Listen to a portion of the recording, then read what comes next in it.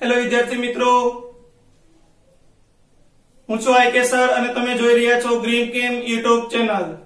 મિત્રો, આજે આપણે જીઓસી ના લેક્ચર નંબર 8 ની શરૂઆત કરવા જઈ રહ્યા છે, જે ફ્રી રેડિકલ માટેનો કોન્સેપ્ટ છે। રિએક્ટર ઇન્ટરમીડિયેટ ની સિરીઝ ની અંદર આપણે આ થર્ડ લેક્ચર જોઈ રહ્યા છીએ। અગાઉ બે ઓલરેડી લેક્ચર ની ડિસ્કશન કરી રહ્યા છે। જો તમે નવા હો તો આગળના વિડિયો જે છે એનો અભ્યાસ તમે કરી શકશો। ડિસ્ક્રિપ્શન બોક્સ ની અંદર લિંક આપેલી છે।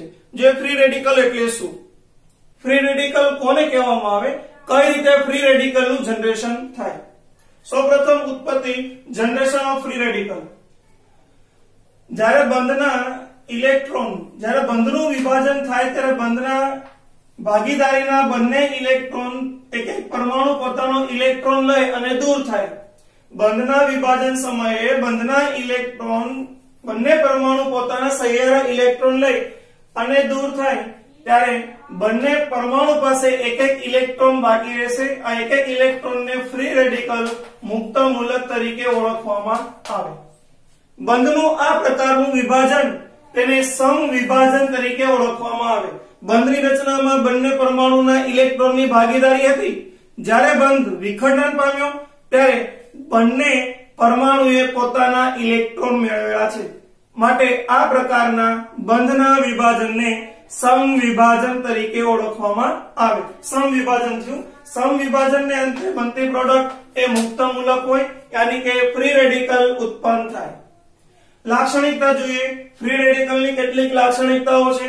નંબર 1, 7 ઇલેક્ટ્રોન સ્પીસીસ છે, 7 ઇલેક્ટ્રોન ધરાવતી પ્રણાલી છે।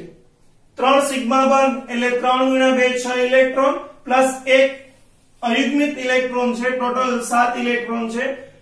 અષ્ટક રચના અપૂર્ણ છે, માટે ઇલેક્ટ્રોન આકર્ષક હોય, ઇલેક્ટ્રોન લવિંગ હોય અથવા ઇલેક્ટ્રોન ડિફિશિયન્ટ સ્પીસીસ તરીકે ઓળખવામાં આવે। ઇલેક્ટ્રોન તેના અંદર ઓછા છે।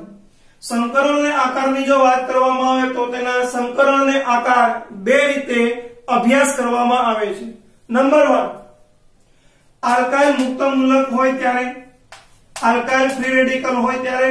નંબર 2, હેલાઇડ મુક્ત મૂલક હોય ત્યારે, यानी કે હેલોજન ફ્રી રેડિકલ હોય ત્યારે।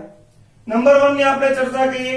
જો આલ્કાઇલ ફ્રી રેડિકલ હોય તો આલ્કાઇલ ફ્રી રેડિકલ ની જીઓમેટ્રી તપાસતા આપણી પાસે આવી જીઓમેટ્રી થશે। કાર્બન પાસેના 3 ઇલેક્ટ્રોન 1 2 and 3, આ 3 ઇલેક્ટ્રોન આપણે કાર્બનના દર્શાવીએ। તેની સાથે આલ્કાઇલ હોય એટલે હાઇડ્રોજન જોડાયેલો હોય, તો હાઇડ્રોજન માટેના 3 ઇલેક્ટ્રોનનું રિપ્રેઝન્ટેશન આપણે કરીએ તો આ રીતે થશે। એક ઇલેક્ટ્રોન, એક હાઇડ્રોજન પરમાણુ, બીજો ઇલેક્ટ્રોન, સેકન્ડ હાઇડ્રોજન પરમાણુ and third electron, third hydrogen પરમાણુ। આખો સમૂહ બન્યો CH3, यानी કે CH3। હજી એના પાસે એક ઇલેક્ટ્રોન બાકી છે, એ ઇલેક્ટ્રોન બાકી છે અને આ રીતે આપણે દર્શાવી શકીએ।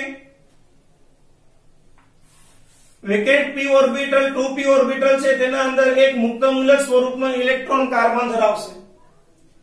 આનો જો આપણે આકાર લઈએ તો ત્રણેય હાઇડ્રોજન એક જ સમતલમાં હોવાથી આકાર થશે સમતલીય ત્રિકોણ। એક જ સમતલમાં ત્રિકોણની રચના કરે છે, માટે આકાર થાય સમતલીય ત્રિકોણ।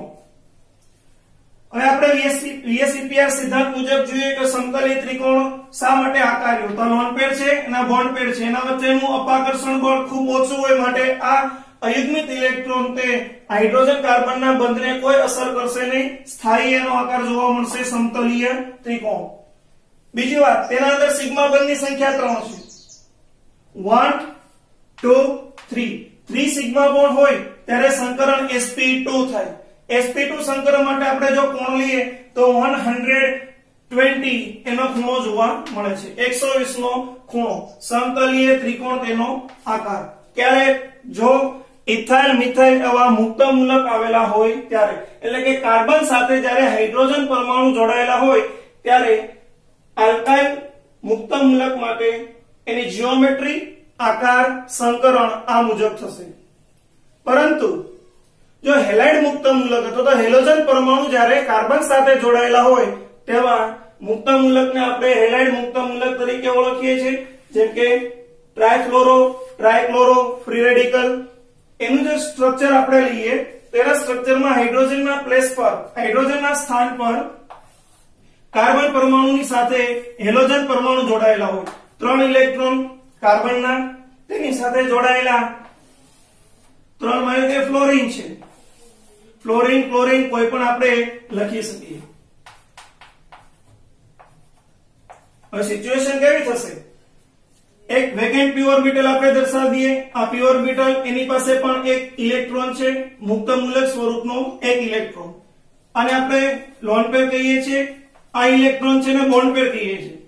પરંતુ એ જુઓ, હેલોજન પરમાણુ સંયોજકતા કોષની અંદર 7 ઇલેક્ટ્રોન ધરાવતું હોય માટે પ્રત્યેક હેલોજન પાસે હજી 3 લોન પેર અવેલેબલ છે. આ 3 લોન પેરને લીધે હેલોજન પરમાણુ વચ્ચે અને લોન પેર વચ્ચે અપાકર્ષણ થાય.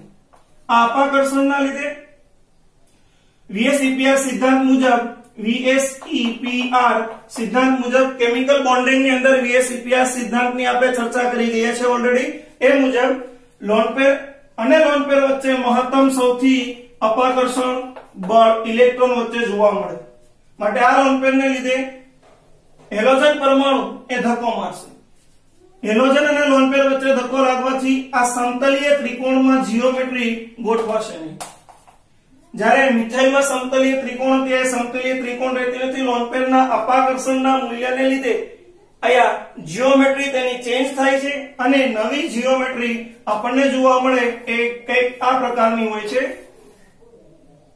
નવી જીઓમેટ્રી હેલોજનના અપાકર્ષણના લીધે આ રીતની જોવા મળે.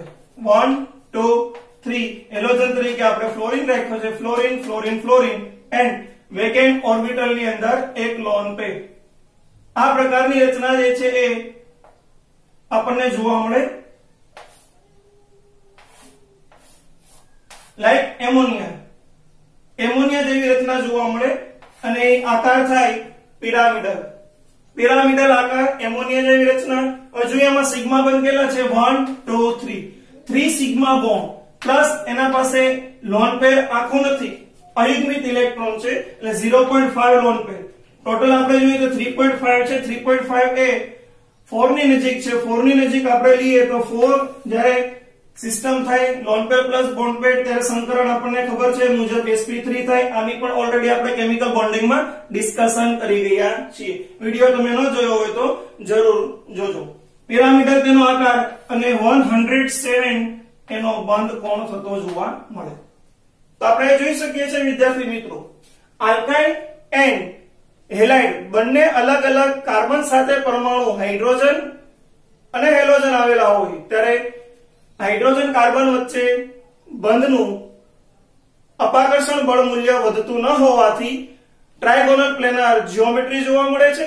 જ્યારે હેલોજન અને લોન પેર વચ્ચે અપાકર્ષણ બળનું મૂલ્ય, બે લોન પેર વચ્ચે અપાકર્ષણ બળના મૂલ્યના વધારા સાથે તેની જીઓમેટ્રી ટ્રાયગોનલ પ્લેનર ન રહેતા જીઓમેટ્રી જોવા મળે છે પિરામિડલ આકાર.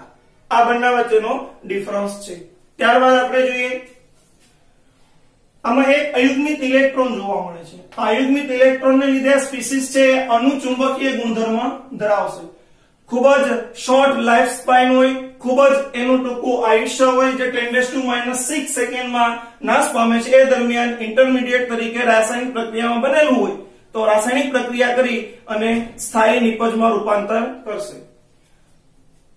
તટસ્થ સંયોજનમાં રૂપાંતર, જ્યારે બે ફ્રી રેડિકલ રાસાયણિક પ્રક્રિયા દરમિયાન ઉત્પન્ન થાય તો સ્થિર રહેતા નથી. ટૂંકું એનું લાઈફ સ્પાન હોવાથી બંને મુક્તમૂલક જોડાય અને બંધની રચના કરે છે. માટે ક્લોરીન અને ક્લોરીન વચ્ચે અસ્થાયી બંધ બને.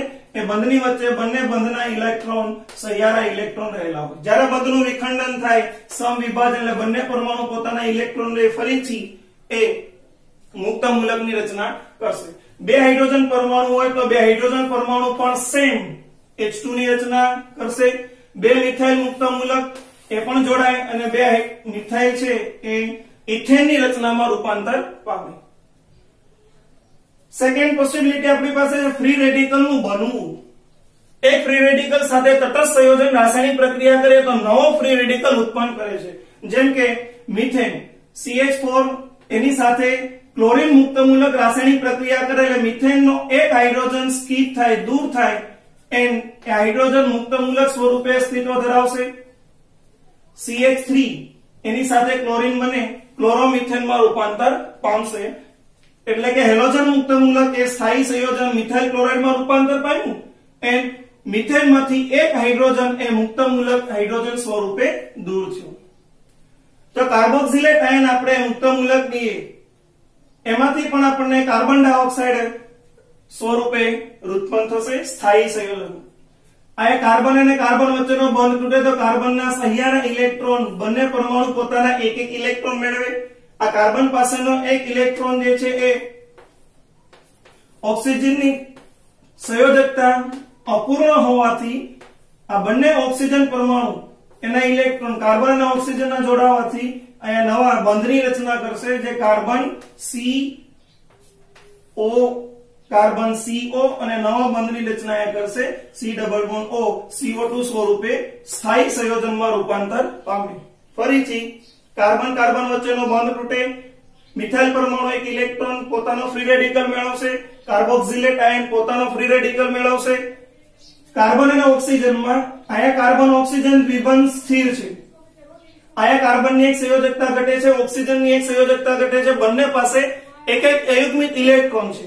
બંને ઇલેક્ટ્રોન બંધની રચનામાં વપરાવાથી CO2 એટલે કે carbon double bond oxygen oxygen બે પાય બંધની રચના કરશે. આ રીતે સ્થાયી સંયોજનમાં કાર્બન ડાયોક્સાઇડ વાયુ એ સ્ટેબલ થાય એન્ડ મિથાઇલ પરમાણુ કાર્બોક્સિલેટ આયનનો એ મુક્ત મૂલક સ્વરૂપે અસ્તિત્વ ધરાવશે.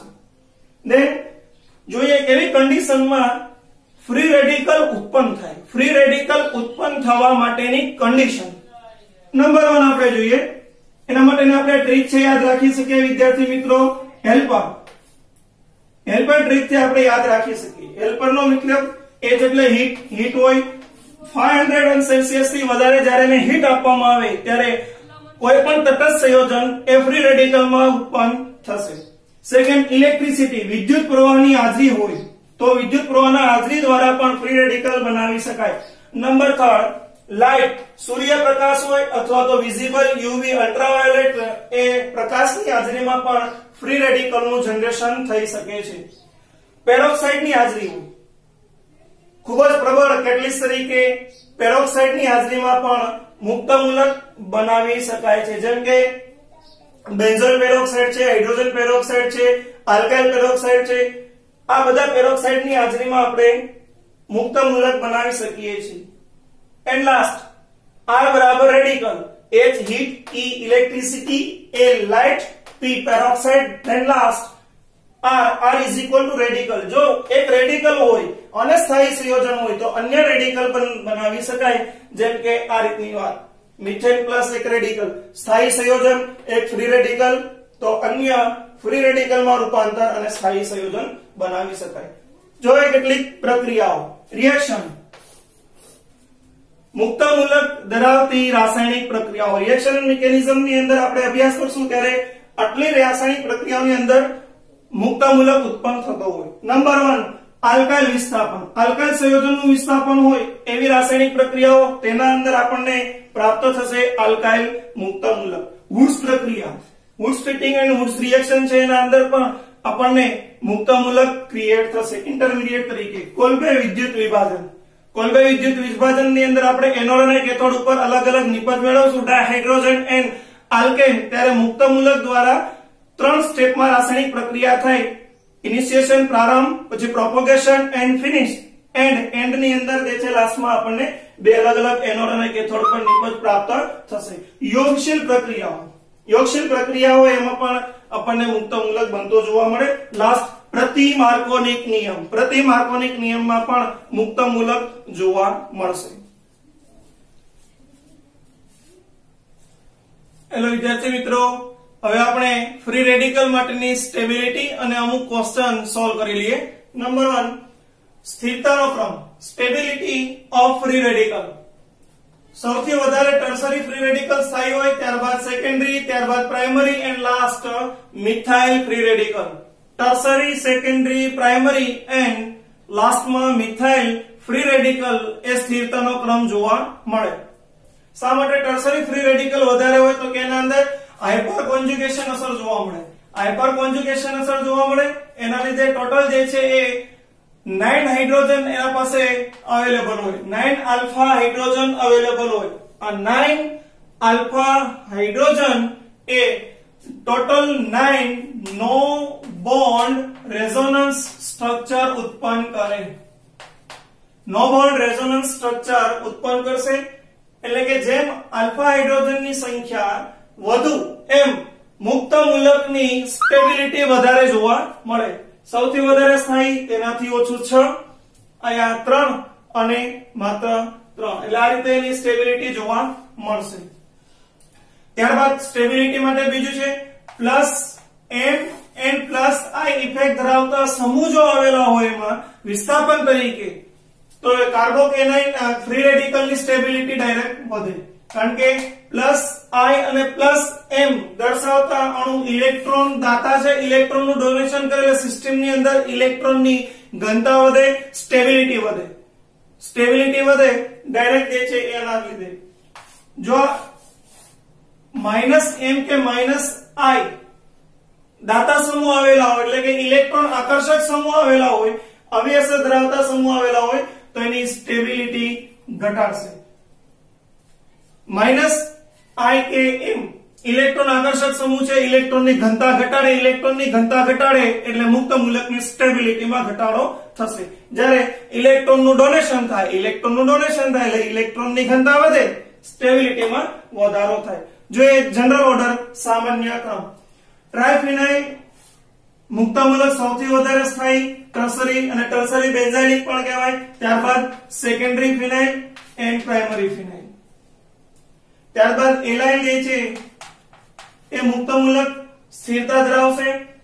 એલાઇલ બાદ tertiary alkyl, secondary alkyl, methyl સમૂહ, બરાબર, અથવા તો પ્રાઇમરી આલ્કાઇલ. પ્રાઇમરી આલ્કાઇલ જે છે એના પછી આપણે લખી શકીએ, અહીંયા પ્રાઇમરી આલ્કાઇલ પણ લખી શકાય. ત્યારબાદ methyl free radical and last acetylene free radical સ્થિરતાનો ક્રમ જણાવશે. ફરીથી tertiary, secondary, primary phenyl, allyl, tertiary, secondary, primary methyl એ આલ્કાઇલ એન્ડ લાસ્ટમાં acetylene free radical. Question number 1 સ્થિરતાના ઘટતા ક્રમમાં દર્શાવો.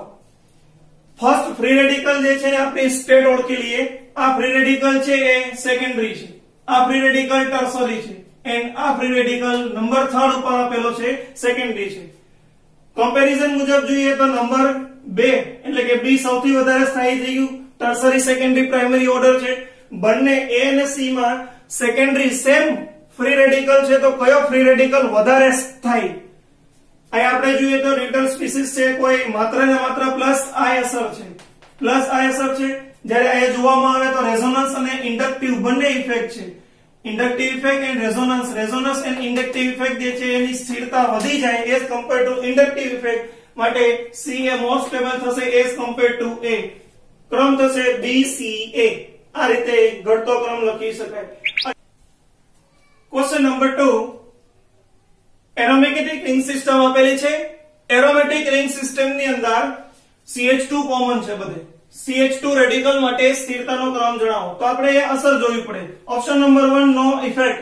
ઓપ્શન નંબર 1 માં કોઈ અસર છે ને કોઈ સમૂહ જોડાયેલો નથી. ઓપ્શન નંબર B નાઇટ્રો સમૂહ ઇલેક્ટ્રોન આકર્ષક સમૂહ છે. ઇલેક્ટ્રોન આકર્ષક સમૂહ એટલે એની ઇફેક્ટ જોવા મળે -i. -m and